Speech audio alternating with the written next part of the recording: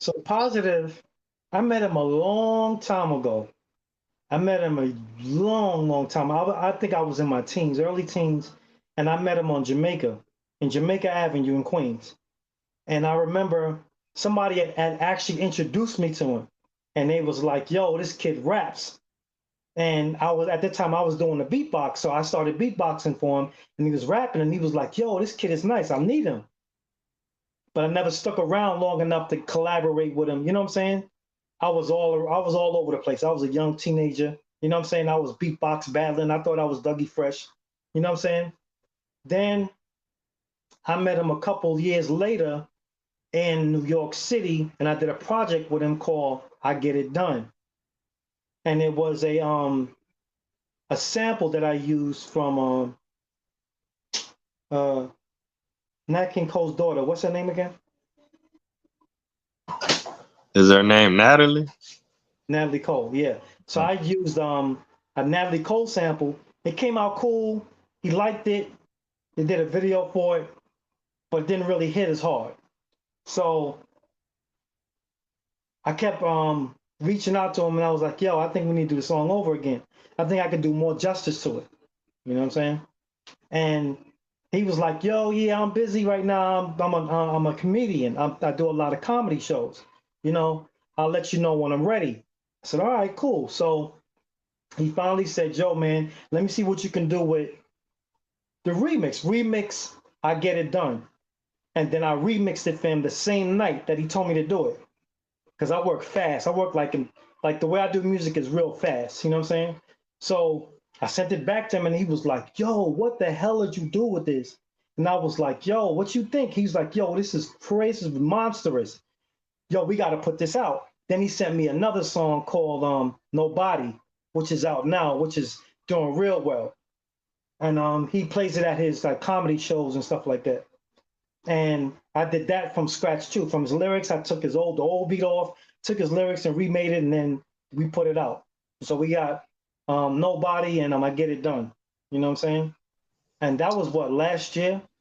I'm supposed to be doing some more stuff for him this year, but because he's doing so much comedy right now, that's kind of taking up a lot of his time.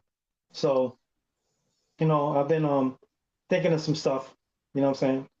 Um, then Sparky D from back in the days. I don't know if you've seen the Real Roxanne that was on Netflix, and Yeah, the girl Sparky that D. Sparky D was on the show. I interviewed her. A legend, a queen. yeah, she wants me to do another project for her perfume line. So she reached out to me to do something for her recently, and then Carvin Hagens, who's a Grammy Award winner. I just recently linked up with him, and I have my own magazine that I put out called 50 Producers.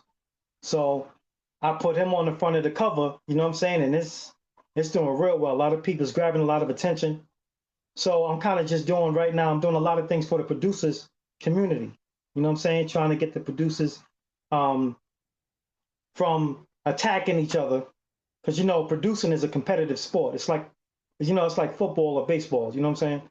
So you got a lot of competitors. So I put the magazine out to kind of calm things down, pick the best out of the producers that I've heard, and give them exposure through the magazine. And of course, Carvin, he's a Grammy Award winner. He's worked with Music Soul Child, Mary J. Blige, a lot of other, you know what I'm saying, big heavy hitters. And I thought he only deserved to be on the front of the cover, you know what I'm saying? So we put that out, and hopefully there's another one coming out too, in another 2 months in May.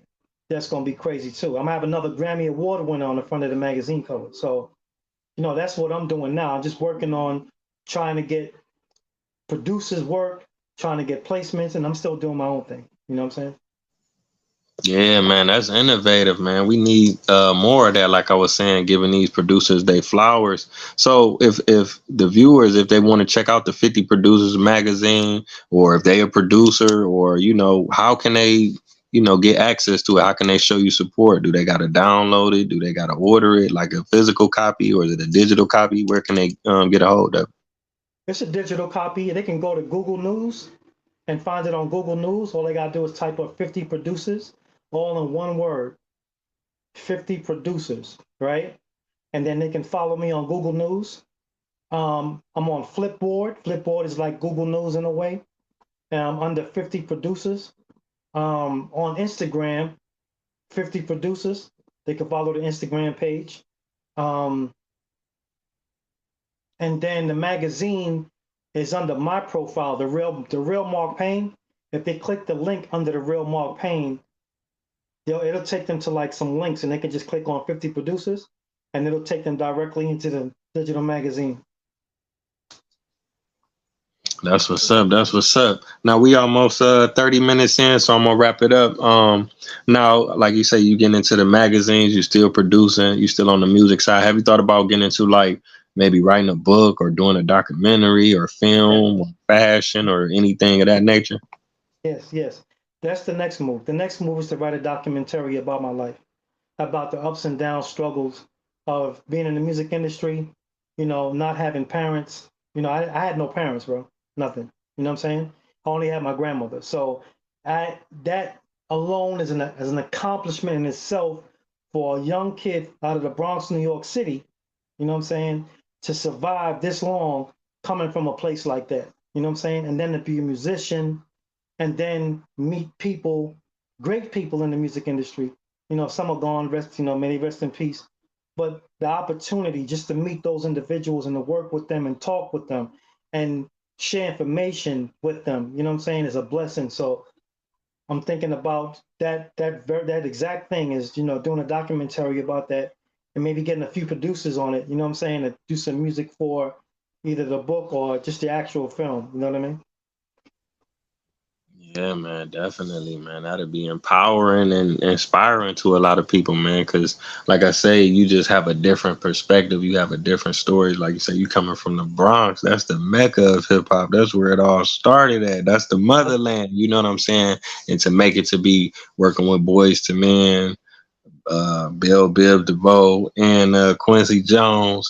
You know what I'm saying, man? That's phenomenal, man. I want to thank you again. I want to thank the viewers for tuning in. So let them know one more time. Now you got like a website or you got a social media or anything where they could kind of keep up with you and what you're doing.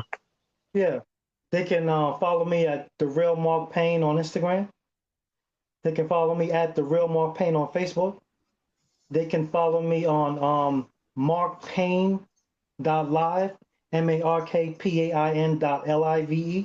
That's my website. It has pretty much everything there. They can find a lot of my stuff there.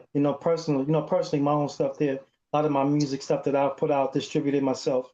Um, and SoundCloud, Mark Payne, you know what I'm saying?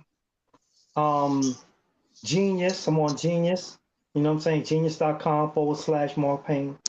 You know what I'm saying? So all the big heavy sites that everybody that visits for music and stuff like that, you can find me on there. Joe, just Google me. Just Google Mark Payne. You know what I'm saying? And a lot of the links will pop up and then you can follow me from those links. Oh yeah, no doubt. So yeah, I want to thank everybody for tuning in again. Thanks, King. Keep up the great work. I truly appreciate you. Until next time, family. We out here. Peace. Thank you. Peace, man. I appreciate you.